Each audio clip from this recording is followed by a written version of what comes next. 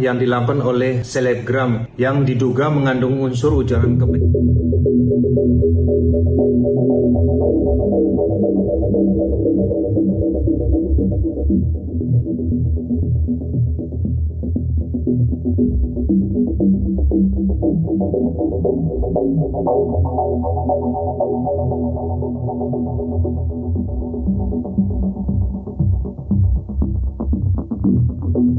Yang dilakukan oleh selebgram BK atau TW yang diduga mengandung unsur ujaran kebencian Undang-Undang ITE.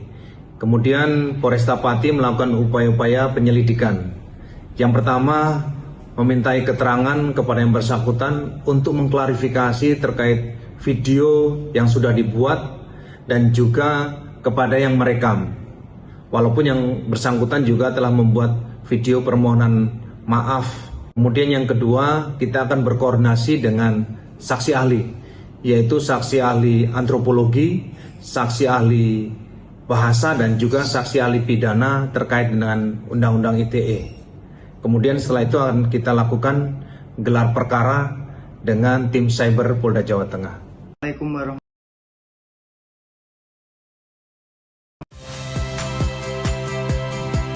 Saya Cynthia Rompas. Saksikan program-program Kompas TV melalui siaran digital, pay TV, dan media streaming lainnya. Kompas TV, independen, terpercaya.